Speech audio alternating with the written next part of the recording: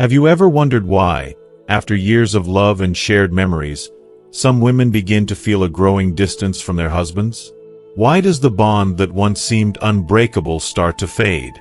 Is it simply the passage of time, or is there something deeper at play?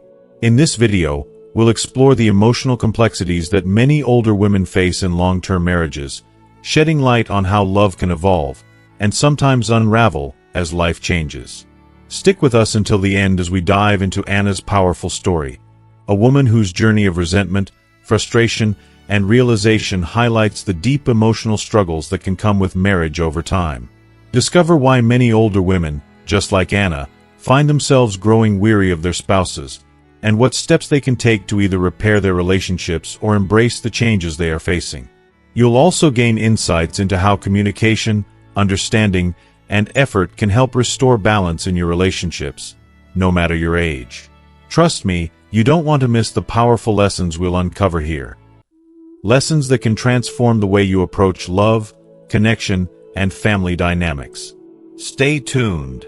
If you are not subscribed, I recommend subscribing and activating the notification bell so you don't miss any videos.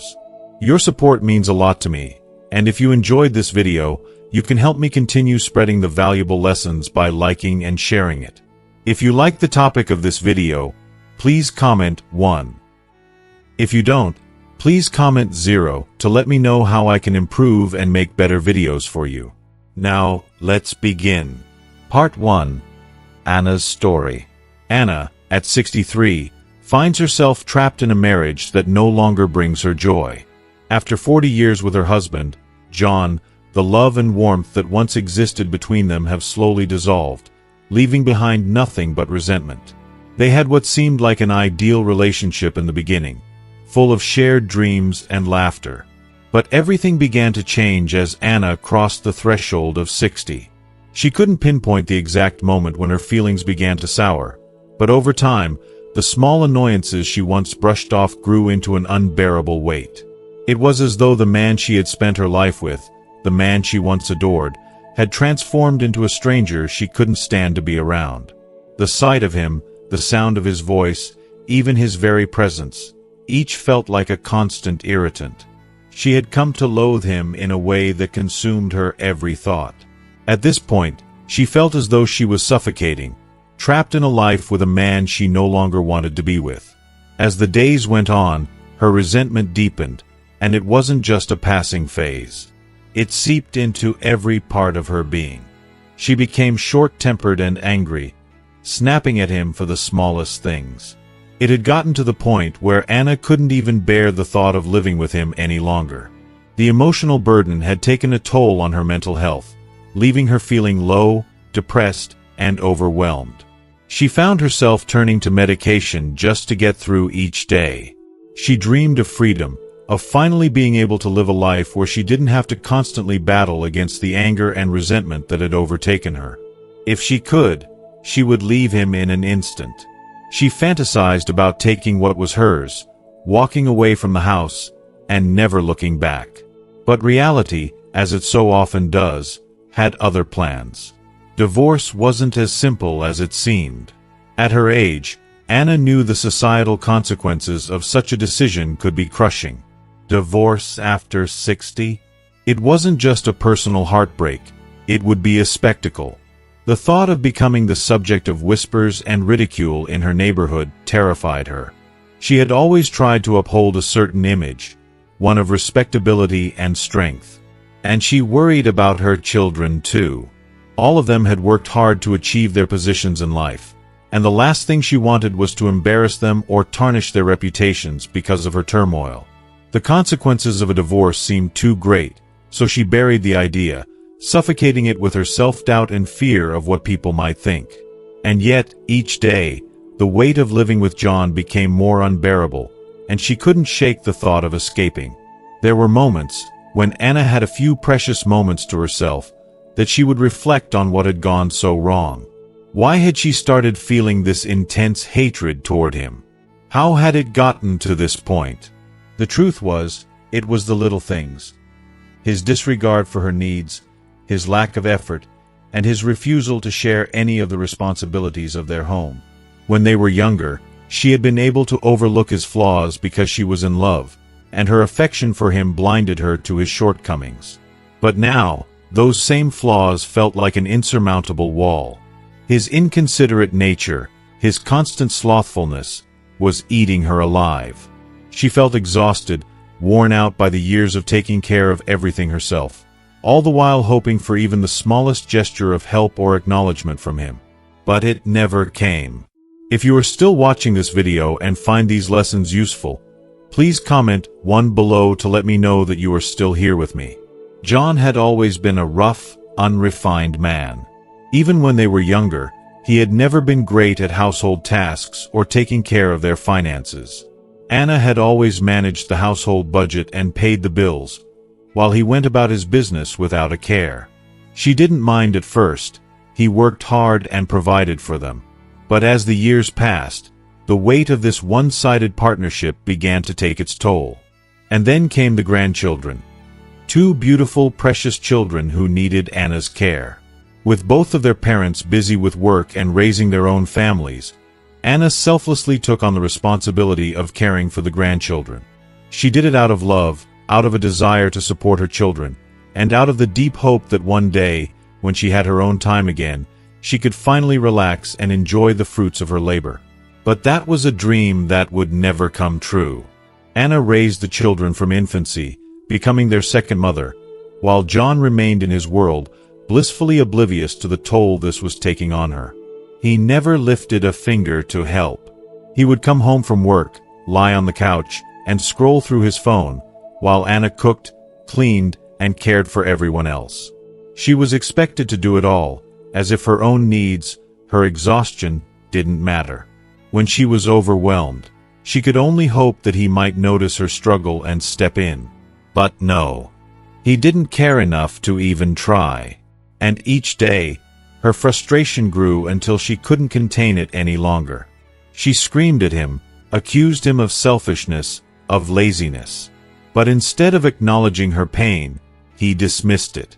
He told her she had brought this all upon herself, that it was her fault for choosing to take on the burden of caring for the next generation. His indifference cut deep, and the anger within her grew to a boiling point. She often found herself fantasizing about throwing him out of the house and escaping, but she remained silent. As the grandchildren grew older and no longer needed her constant care, Anna had hoped for some respite. She dreamed of finally taking a breath, of finally reclaiming her life after decades of sacrifice. She fantasized about traveling, relaxing, and enjoying the peace she had earned. But just as she thought she could begin to live again, John's health began to deteriorate. His smoking had caught up with him, and he was hospitalized with chronic obstructive pulmonary disease. And just like that, Anna's hope for freedom, for a future that was hers to own, was dashed once again. The cycle of caring, sacrificing, and living in a relationship that no longer fulfilled her seemed endless. Anna's story was one of love lost, of dreams deferred, and of a woman who had given everything, only to find herself trapped in a life she no longer wanted. John had always been a heavy smoker, a habit that consumed him like a slow poison. He didn't just smoke occasionally. No, he needed a pack a day, sometimes more. It was as though his body demanded it, and each cigarette was a small, rebellious act of defiance against the world and his well-being. Every morning, without fail, the first thing he did was light up a cigarette, even before brushing his teeth or starting his day in any normal way. To him, smoking was a ritual, something that marked the beginning of his routine, but it was a ritual that poisoned his body with every breath. John refused to invest in quality cigarettes. Instead, he always chose the cheapest, the most damaging brands he could find. It was a choice that spoke volumes about his disregard for his health, and it broke Anna's heart. She'd begged him, pleaded with him to consider his health, to reduce the number of cigarettes, or, at the very least, to switch to something less harmful. But John was stubborn, utterly stubborn, and refused to listen. He wouldn't quit, he wouldn't change. To him, smoking was part of who he was, and no amount of advice or concern would alter that. Over the years, as his health began to deteriorate, John's refusal to change only became more painful to witness. Every night, the sounds of his violent coughing echoed throughout their home. It wasn't just the typical smoker's cough, it was harsh, wheezing, desperate, as if his body was screaming for help, and yet he still ignored it. Anna would lie awake, terrified, listening to him gasp for air as though each breath could be his last. One night, it was worse than ever. His coughing became so intense that he couldn't breathe at all. His face turned an alarming shade of red, his veins bulging, and his body trembled violently as he struggled for air. It was at that moment that Anna realized just how serious things had become. With her heart racing in fear, she immediately called an ambulance. The diagnosis was devastating: chronic obstructive pulmonary disease, COPD. The doctor's words hit John hard, but not as hard as they should have. "If you don't quit smoking, you may not survive much longer," the doctor warned. John nodded in agreement, promising to quit, but Anna knew it was just a facade. She saw it in his eyes, the way he pretended to care while secretly clinging to his addiction. And sure enough, once the doctor left, he found ways to keep smoking. He'd hide cigarettes in secret spots, go out and buy more, or even sneak into the bathroom to have just one more drag. Anna's frustration reached its peak. "How can you be so careless about your health?" she demanded, hurt by his refusal to understand the gravity of the situation. "You're over 60. Do you want to waste what little time you have left?" John's response cut her to the core. "I've lived long enough. If I can't smoke, what's the point of living? I'd rather die than live without my cigarettes." His words were filled with such a profound lack of care for his own life, and it broke Anna's spirit. He didn't care about his health, but he didn't seem to care about hers either. Every time he lit up, Anna was forced to breathe in his secondhand smoke, a toxic cloud that lingered in the air, slowly poisoning her too. She'd read somewhere that secondhand smoke was even more dangerous than smoking itself, and that realization made her resentment grow stronger every day. How could John be so reckless, so selfish? They'd had countless arguments about his smoking, but every single one ended in defeat for Anna. He never listened, and she couldn't understand why he would continue to destroy himself so completely. Over time, John's appearance began to reflect his unhealthy habits. His breath, once just a minor inconvenience, became unbearable. In their younger years, even with his smoking, there was a certain freshness to his breath. But now, his breath smelled stale and rancid, and Anna could no longer bear to be close to him. His teeth, once white, had yellowed to a shade that disgusted her. And what made it worse was that he couldn't even be bothered to brush his teeth properly. Every time he spoke closely to her, the overpowering stench of his breath made her stomach turn. It was no longer just a matter of bad habits. It was a matter of neglecting himself, and by extension, neglecting her. John's snoring had also grown louder over the years, so loud that it kept Anna up at night. She tried to get him to sleep in the living room so she could get some rest, but he refused, as though the comfort of the main bedroom was a right he couldn't part with. "Why should I sleep alone in the living room?" he'd argue, as if her needs were secondary to his own. And so, instead of him sleeping in the other room, Anna was the one who ended up retreating to the couch, sleep-deprived and exhausted. But even then, he wouldn't let her go. He'd pull her back, complaining that as his wife, she shouldn't have to sleep alone. The endless arguments, and the loud voices that echoed through their home, made Anna's already disrupted nights even worse. Her health began to suffer because of it. The constant lack of sleep left her weak, and the constant stress of living with John's stubbornness and self-destructive behavior wore her down emotionally. Each day, she grew more resentful of his selfishness, and his inability to see how his actions were affecting her. She had to live with his odors, his refusal to bathe, and his general disregard for personal hygiene. He wouldn't even brush his teeth properly or wash his feet before bed, leaving their shared space filled with unpleasant smells. And when he didn't wash up, Anna would have to clean the sheets the next day to get rid of the foul odors. It was a never-ending cycle of frustration and resentment that made her question how much longer she could endure living like this. John's selfishness was suffocating, and every time she looked at him, she couldn't help but feel betrayed by his unwillingness to change. He didn't care about his health, and worse, he didn't care about hers. It was as if he had trapped them both in a cycle of destruction, and Anna felt like she was suffocating in the toxic air he created, not just from the smoke, but from his complete lack of empathy.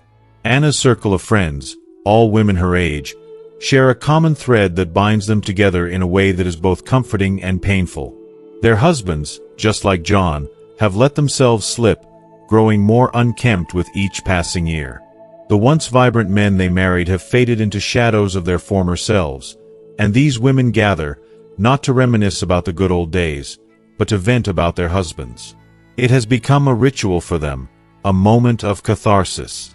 They air their frustrations, sharing the burdens of their lives, offering each other the smallest solace in knowing they're not alone in their suffering. And yet, no matter how much they talk, there is a heavy, undeniable truth in the air. Things have changed, and not for the better. When Anna was young, she dreamed of growing old with John, sharing a love that would last until their hair turned gray and their steps slowed. She had imagined laughter, quiet moments, and a sense of peace in the twilight of their years. But now, as the years have worn on, Anna finds herself suffocating in a life she never thought she would live. She doesn't want to see John's face anymore, and the thought of another day spent beside him fills her with dread. This feeling is so foreign to her that it haunts her with confusion and guilt. She wonders, is it her? Is it him? Or is it just the slow unraveling of a life she once cherished? What she knows for sure is that the days feel like an unending punishment, a cycle of despair and isolation, and every moment spent in this emotional prison weighs her down like an invisible force. There is no escape, and that thought alone is enough to send a chill through her heart. Every day passes with a deep, gnawing sense of misery, like she is trapped in a place she can't leave. Anna's story is not an isolated one. It's a story that is becoming all too familiar, a tale of women who, after decades of marriage, find themselves exhausted by the very bond they once held dear. The complexities of long-term relationships are not always as romantic as they seem when viewed through the lens of youth. Time changes people, and those changes can be difficult to bear, especially when the emotional distance between partners slowly widens. What began as a partnership based on love, shared goals, and mutual respect, over time can become a silent struggle, with one partner carrying the weight of it all. So, why is it that women, after so many years of living with a man they once adored, start to feel suffocated, even repelled by the person who was once their everything? What causes this emotional distance, this growing resentment that slowly poisons the relationship? One of the most significant reasons is the imbalance in how responsibilities are shared. When they were younger, many wives took on the lion's share of the household duties and caregiving, driven by love, a sense of duty, or the desire to protect their children. They put up with their husbands' habits and idiosyncrasies because, in their minds, they were doing it for the family. But as the years go by, as the physical toll of aging takes its toll, and the pressure of caring for aging parents or grandchildren mounts, the burden becomes unbearable. Their husbands, often blissfully unaware or indifferent, continue living as if nothing has changed, as though their carefree days are still ongoing. This lack of support, this unwillingness to shoulder the responsibilities together, creates a quiet but powerful resentment. It's as if, over time, the weight of the world has been placed on the wife's shoulders while her partner remains oblivious, or worse, unconcerned. This emotional exhaustion is like a slow burn, gradually wearing away the love and patience she once had. It's no wonder that, at some point, the wife begins to feel overwhelmed, bitter, and ultimately, disconnected. I can't help but feel that this emotional toll is often underestimated. It's easy for people to look from the outside and assume that a long marriage should be a source of fulfillment and contentment. But the reality is that these relationships are complex, layered with years of unspoken frustrations, unmet needs, and sometimes deep loneliness. There's a certain sadness that comes with realizing that the person you once shared your whole life with is no longer the one you imagined growing old with. It's painful, even heart-wrenching, to face this truth. But in acknowledging it, there's also a powerful opportunity for growth, to reassess, to communicate, and, perhaps, to find a new way forward. But that, too, takes energy, patience, and a willingness to confront the very things that make us uncomfortable. In the end, these emotional changes in a marriage, especially as time passes, reflect something deeper. They are not just about aging, but about the evolving nature of relationships themselves. We change, we grow, and sometimes the people who were once closest to us become strangers, even if they still share our home. As women grow older, there is a remarkable shift in their sense of self-awareness and an awakening to the true value of life. The hectic days filled with the demands of work, childcare, and endless responsibilities begin to fade, leaving behind a quieter space for reflection. In this precious time, older women start to look at their lives and the sacrifices they've made over the years. They begin to ask themselves, "What about me? What have I put aside in pursuit of everyone else's needs?" This period can be a beautiful, yet challenging, journey as they seek their happiness and fulfillment. They start noticing things they had once overlooked, small imperfections in their husbands or partners, things that were once easily ignored due to love or sheer busyness. These realizations are not born out of a diminishing affection but from a deeper maturity, a quiet understanding that life is too precious to ignore one's desires and needs. This new clarity about what truly matters can be both enlightening and painful, as it forces one to confront aspects of their life that may have been buried under years of routine and sacrifice. Take, for example, Anna.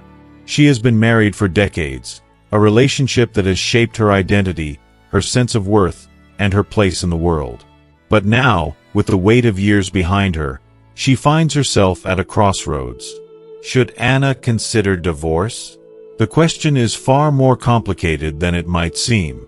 Divorce is a monumental decision, and for someone in Anna's position, someone who has given so much to a marriage over the years, it's not just about breaking free from a partner.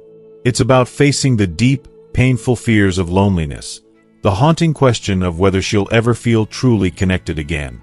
There are worries about what people will think, how will the community perceive her, and what will happen to the family dynamics.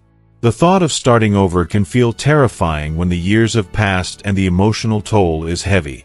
Divorce is not just a personal decision, it's a complex negotiation between personal rights and the sense of duty we feel towards our families, our children, and even society.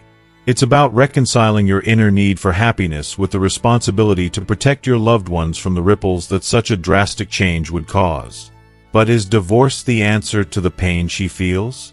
Sometimes, it may seem like the only escape from the suffocating feelings of disconnection and emotional neglect. The freedom to live life on one's terms, without the constant burden of unresolved frustrations, may appear to be the solution. Yet, before rushing to such a final decision, it's important to take a step back and ask the harder questions. Does divorce truly solve the underlying issues? Discontent in a marriage can stem from a range of deep-seated emotions, a sense of abandonment, the frustration of feeling misunderstood, or perhaps the slow erosion of the emotional connection that once made everything feel alive. If you are still watching this video and find these lessons useful, please comment below to let me know that you are still here with me. These feelings are valid and deserve to be acknowledged, but they don't always require the finality of divorce. Often, the answer lies in open communication, an honest, heart-to-heart conversation where both partners express their fears, their desires, and their needs. Sometimes, the willingness to listen and adjust can heal what seemed broken. Divorce, while it may seem like the only way out, might not always address the root cause of unhappiness. Restoring balance in a marriage doesn't require running away from the problem but facing it together, with courage and compassion. A simple, open conversation could be the first step toward a healthier, more fulfilling connection, not just for Anna, but for any woman grappling with the weight of this difficult decision. What can be done to preserve family happiness? Family happiness, despite what many might think, is never something that just happens on its own. It is a delicate, ongoing journey that demands commitment, patience, and love from both partners, especially in the later years of life. I truly believe that the first step in preserving this happiness is the acceptance of change. We all grow older, our bodies may slow down, our energy levels shift, and even our personalities can evolve in ways we never expected. And with this change comes the need for deeper understanding and boundless forgiveness. Rather than desperately clinging to the youthful versions of ourselves or our spouses, it's essential to embrace who we are now. Each person carries with them their fears, insecurities, and personal struggles as they face the inevitability of aging. It's not just a matter of growing older, it's about growing together, adapting to the changes, and learning to love each other even more deeply because of them. Communication is the lifeblood of any relationship, especially when it comes to long-term marriage. Over the years, many couples seem to forget that they must continue to talk, to listen, and to nurture that bond that first brought them together. The truth is, even after decades of being together, we still need to take the time to truly connect. Sometimes, it's the simple act of sitting down and having an honest, vulnerable conversation that can break through the distance that can develop over the years. Those bottled-up emotions and concerns, if left unspoken, have the power to create walls between even the most loving couples. It's in these moments of shared vulnerability that the spark can be reignited, and the connection that may have seemed to fade can be restored. There's something incredibly precious about spending time together, especially as we get older. When the children have grown, the daily responsibilities have shifted, and the weight of life's demands have lightened, that's when couples truly have the opportunity to rediscover one another. Whether it's exploring the world together through travel, taking up new hobbies, or simply enjoying the quiet moments in each other's company, this is the time to create new memories. This is the time to reconnect with the love that once brought so much joy. As someone who has witnessed firsthand how small moments can strengthen the fabric of a relationship, I firmly believe that these shared experiences are what truly sustain family happiness. But let's be honest, no marriage is ever free of difficulties. It's so easy to expect perfection from the person you've spent your life with, but the reality is that every relationship is a mix of highs and lows. I've seen so many older women, in particular, grow frustrated or resentful after years of marriage, wondering if the happiness they once had will ever return. But I urge you not to lose hope. If you find yourself struggling, don't rush to assume that divorce or separation is the only answer. Sometimes, love is not the blazing passion of youth but a slow-burning flame that simply needs some nurturing. Instead of seeing the challenges as insurmountable, focus on what can be done to repair the cracks that may have appeared over time. It's in these imperfections that true love is tested and strengthened.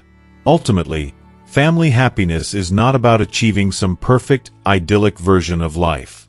It's about the messy, beautiful, and sometimes difficult reality of two people who are willing to put in the effort to keep loving one another. Family happiness is found in the quiet moments of acceptance, in the forgiving heart, and in the willingness to put in the work, no matter how many years have passed. Now, let's take a moment to listen to the heartfelt story of Anne and John, a couple who, after facing countless challenges in their marriage, have rediscovered the joy and love they once shared. Their journey is a testament to the power of understanding, empathy, and mutual care, a beautiful reminder that love doesn't have to be perfect to be enduring. And in John's story is a beacon of hope, teaching us all that no matter how far we've drifted, it's always possible to reconnect and rebuild. Their love is not just a story, it's a powerful lesson we can all carry with us, a lesson in the art of understanding, patience, and unconditional love. Anne and John have been married for over 40 years, a long journey filled with both beautiful and difficult moments. They've shared a lifetime, filled with joys, challenges, and constant changes, especially in their family life. Once, they were the epitome of love, devotion, and hope for the future, two souls who cherished each other deeply. Their passion for one another was undeniable, and their hopes for their shared life seemed limitless.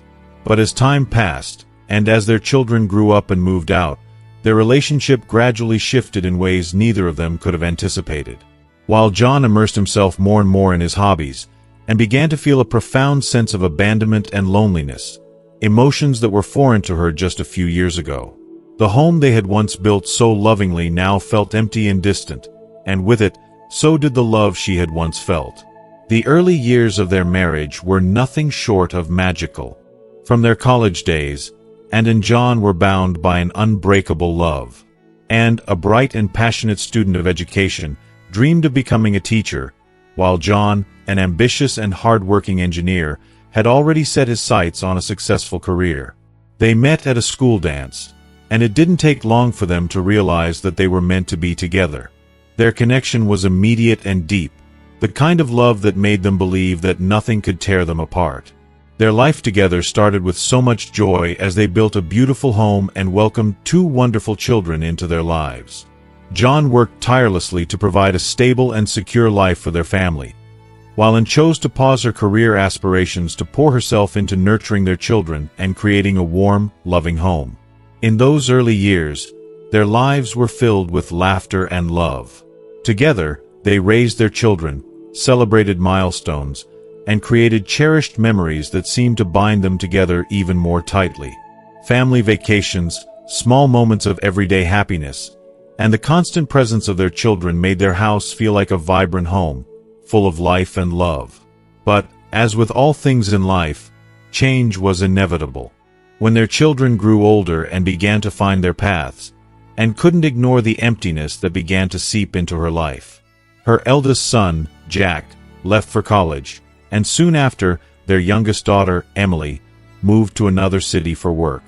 The bustling energy of their home faded away, replaced by a cold silence that Anne couldn't seem to fill. The house, once so full of noise and warmth, now seemed hollow. Despite still being physically together with John, Anne felt the distance between them growing every day.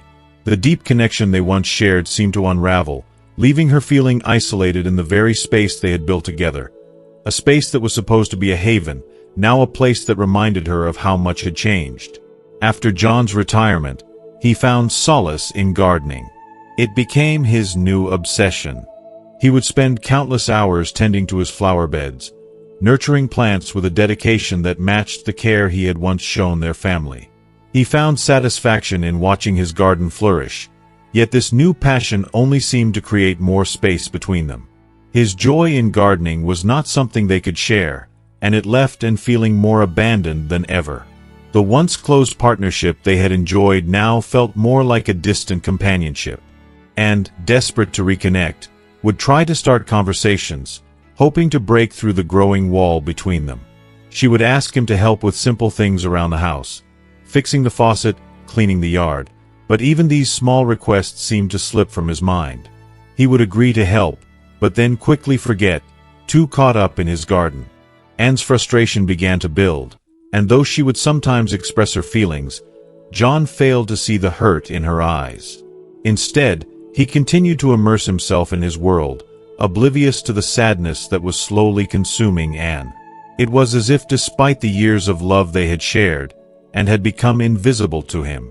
The passion and devotion they once had for each other had faded into the background, replaced by routines, hobbies, and a growing emotional divide.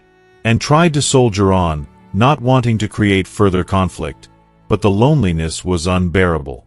She missed the connection they once had, the deep, emotional bond that had once defined their marriage. She longed for the man she had married, the one who once shared her dreams, her hopes, and her life. But as time passed, she couldn't help but wonder, would that connection ever be restored, or had they both simply drifted too far apart? One day, Anne felt a deep sense of longing for something more in her relationship with John, something that could reconnect them and breathe new life into their marriage. With a heart full of hope and love, she decided to cook a special dinner, carefully preparing dishes she knew John adored, thinking it might spark a change. She envisioned it as a moment of warmth, something to bring them closer, a rare chance to share time outside of their daily routines. However, when John came home that evening, his reaction was nothing short of disheartening.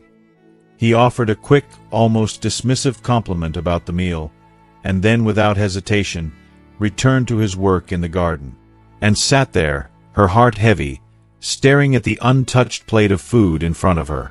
She had poured herself into the evening, but it felt as though her efforts had gone unnoticed, as if the love and care she had put into it were somehow invisible. She said nothing, but inside, resentment began to seep in, growing quietly but steadily until it consumed her. She felt small and insignificant, as though her feelings and desires had been forgotten. Time passed, and found herself sinking deeper into isolation. One day, she fell seriously ill, too weak to leave her bed, desperate for even the smallest bit of attention or care from John. But the man she once knew seemed miles away. John went about his daily routine, completely oblivious to her condition. He was up at the crack of dawn, lost in his garden, the soil his only companion. He came in occasionally for a drink, but never once did he pause to notice that Anne was struggling. She lay there, exhausted, hoping for a sign that he cared. It wasn't until evening, when John was preparing for bed, that Anne, with all the energy she could muster, whispered, "Did you notice I've been sick all day?" Her words hung in the air, fragile and aching. John looked at her, startled, but instead of rushing to her side, he merely shrugged and muttered, "Oh, why didn't you tell me earlier?" before continuing with his nightly routine. It felt like a knife had pierced her heart. She wasn't just physically ill. Emotionally, she was devastated. Her husband, the man she once believed would be her protector, seemed completely indifferent to her pain. The loneliness that had been quietly building now consumed her entirely. She felt abandoned, invisible, as if her worth had faded into the background of his life. As the days and months slipped by, Anne couldn't shake the suffocating feeling that her marriage was no longer a partnership, but two people living parallel lives under the same roof. The connection that once existed between them was all but gone. John was no longer the attentive, loving husband he once had been. He was swallowed by his world, his garden, his hobbies, his routines, leaving Anne to navigate the space between them. The silence between them was deafening, and could no longer ignore the aching emptiness she felt, and it became clear that something had to change. She couldn't keep living like this, suffocating in a marriage that no longer nurtured her soul. If she didn't do something soon, she feared she would lose herself entirely. It was during one of her daily walks in the park, searching for something, anything, to fill the void, that Anne stumbled upon a group of women painting under the shade of a tree. They were members of a local art club, their canvases splashed with vibrant colors, and they invited her to join. At first, Anne hesitated. It had been years since she had picked up a paintbrush, and she wasn't sure if she still had the confidence or the ability to create. But something inside her stirred, a flicker of curiosity and hope. She decided to give it a try, and with each stroke of the brush, Anne found herself slowly awakening. Painting became her sanctuary, her escape. It allowed her to express emotions she hadn't even known she was holding on to. Each session filled her with a sense of freedom, a sense of belonging to herself. She began to rediscover her joy and creativity, and for the first time in a long while, Anne felt alive. But when she returned home after her classes, John remained oblivious. He didn't notice the change in her, the spark that had returned to her eyes. He remained focused on his garden, his thoughts absorbed in his world, leaving Anne to navigate her newfound happiness alone. Months of feeling neglected culminated in a quiet, heavy night when Anne could no longer hold it in. She decided that enough was enough. Sitting down at the dinner table, she faced John, her heart pounding with both fear and determination. She spoke the words she had been holding back for so long. "Do you realize that we're growing apart?" John's face froze, surprise flashing across his features. It was as if her words had shaken him out of his fog. For the first time in a long while, he saw her, truly saw her, and began to understand the depth of her pain. And didn't hold back. She shared the hurt she had been carrying. The countless times she had asked him for help with the house and had been brushed off because he was too busy with his hobbies. The moments when she had been sick, aching, and alone, with no one to turn to. She revealed how every day she had silently endured the growing distance between them, and how it had crushed her spirit. John listened, And for the first time in ages, he felt a deep, piercing guilt. He had been so wrapped up in his world, so consumed by his interests, that he had failed to see the woman he had promised to cherish. "I'm sorry," he said, his voice soft but sincere. "I didn't realize you were feeling so alone. I've been selfish." And felt a mix of emotions wash over her: anger, relief, sorrow, but mostly she felt a glimmer of hope. Perhaps this was the turning point, the beginning of something new. It wasn't too late, was it? After that transformative conversation, something in John shifted. It was as though a light flickered on inside him, illuminating a path he hadn't even realized was there. For the first time in a long while, he truly saw Anne. He started dedicating more time to her, not just as her husband, but as her partner, listening deeply to her, learning about the things that sparked passion in her heart. John wanted to understand Anne in ways he never had before, and so he made an effort, not just in words, but in actions. If you are still watching this video and find these lessons useful, please comment 3 below to let me know that you are still here with me. He joined Anne's painting class, even though he had no talent or experience with art. And it wasn't that he suddenly found a love for painting. He didn't, but he wanted to be part of Anne's world. It was as though her passion became something that he needed to know, something that could bridge the distance that had grown between them. As they painted together, these moments became sacred. They weren't just creating strokes of color on canvas. They were rediscovering the bond that had once been so strong but had faded in the hustle of life. Every brushstroke, every shared glance, spoke more than words ever could. John's transformation didn't stop there.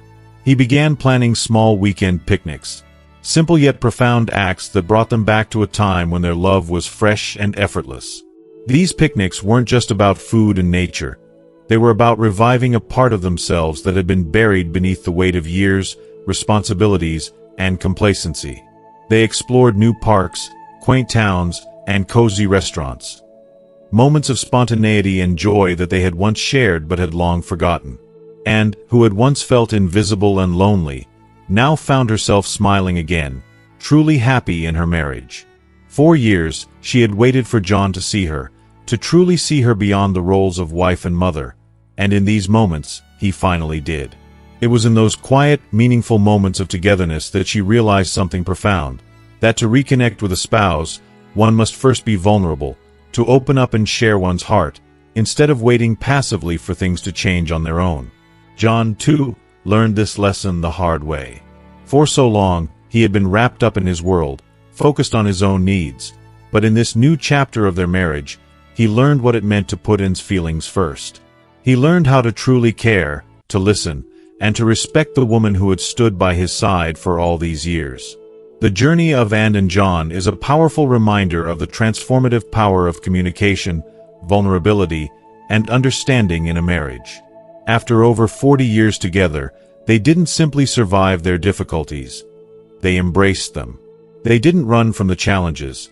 They faced them head-on, and in doing so, they grew together.